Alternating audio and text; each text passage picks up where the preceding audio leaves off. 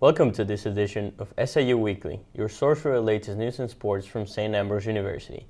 I'm Jorge Brizuela. And I'm Abby Varcalis. College students from across the Quad Cities got the chance to meet with employers and take the next step towards their future. SAU Weekly's Alex Stepinski takes us there. Work began this past spring to create our theater department's new studio theater, or U-Stage. SAU Weekly's David Giorgenti gives us a look at the new upgrades in this week's edition of What's the Buzz? Thanks, David.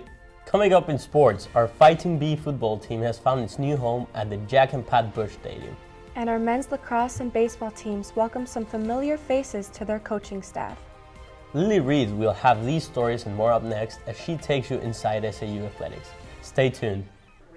On Tuesday, SAU hosted its second annual Multimedia Day, inviting high school students from across the Quad Cities to learn about all things media, from TV and radio to photography and graphic design. Community partners from KWQC TV, 6 News, Nelson, and Mindfire Communications also took part so students could explore opportunities in the media industry. North Scott counselor Jim Schneider explains why it's important for his students to attend these events. It's important for students to get exposed to the different career paths before they graduate high school. And so being able to come to an event like this where they can hear from people who are working in the specific careers that they're considering, whether it's journalism, photography, graphic design, videography, just getting a chance to kind of hear what that path looks like. Is it printed or is it all online? Students got the chance to produce their own advertisement in KLA studio and produce a short newscast with SAU TV. Coming up next, SAU Weekly's Ryan Schistill brings you what campus is buzzing about in this week's What's the Buzz? On Sunday, SAU students took the streets to give back to our campus neighbors as part of the annual Be the Difference Day. SAU Weekly's Jorge Brizuela tagged along. With rakes and brown bags in hand, our SAU bees swarmed the local neighborhood with a purpose. It's important to help our community because we want to support those who support us and our school. Students like Genevieve know the importance of that mutual support to a university like ours, because our campus community is just a small part of a much larger one. Not only it brings a great combined with the community from St. Ambrose, also it does brighten people's day. Brightening the day of students and neighbors alike, even those who are less able to finish the work themselves. Some people are not able to get outside and do these regular life things, so it's kind of awesome. Kicking off a month of service at a university that's of and for our community. With SAU Weekly, I'm Jorge Brizuela. Showcases a dark sensory spaces display by artist Jill Wells. The artwork is inspired by accessibility, inaccessibility, light and darkness, sound and silence, and color and texture. The pieces are made from the Braille pages of the Americans with Disabilities Act of 1990. You can interact with each piece by scanning a QR code, using sound blocking headphones, and even changing the color of the LED lights. The art that I create on the Braille pages of the ADA, as well as some of the other works that incorporate Braille, are created to provide a sensory experience that's inclusive.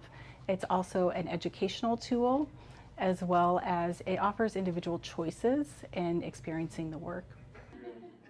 Selected pieces can also be found in the Morrissey Gallery, and both galleries are located right here in Galvin through the end of the semester.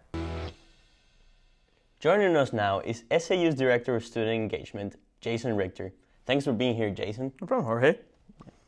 What can visitors expect out of our homecoming festivities? Well, this weekend there's a lot of things for students to be doing. We've got... Well, thanks for being here, Jason. Hey, Jorge, appreciate it. And homecoming events are already underway. For more information, head to sau.edu and search Homecoming. For What's the Buzz, I'm Jorge Brizuela.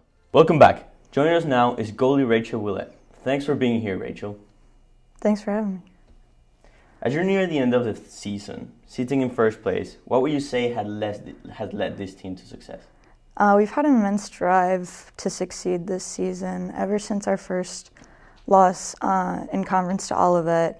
Do you study other teams and their top scorers, and how do you prepare for each matchup? Yeah, so each matchup I study film, kind of see what they have for us.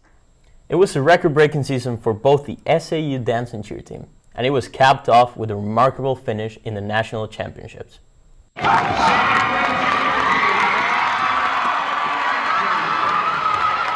And that was the reaction when the cheer team found out they won their first NAIA National Championship. The SAU cheer team posted a record overall score of 95.91. On Wednesday evening, the SAU men's soccer team took on Humboldt-Grange. The Bees took an early lead on 4 minutes into the game, thanks to a goal by Zach Monnet, but the rest of the first half was full of missed chances. But later in the 45th minute, thanks to a link-up between Monnet and Sam Fellow, the Bees would gain a 2-0 advantage. Unfortunately, Humboldt-Grange managed to scratch a 2-2 tie. The Bees now prepare to take the road on Wednesday against Olivet Nazarene. The women's soccer team hosted the St. Xavier Cougars on Saturday, where the Bees managed to overcome the heat. Mia Hefner opened the score in the 17th minute of the first half, followed by what would be the third goal of the season for Kendall Went at the 25th minute of the game. The Cougars pushed back at the beginning of the second half to bring them closer.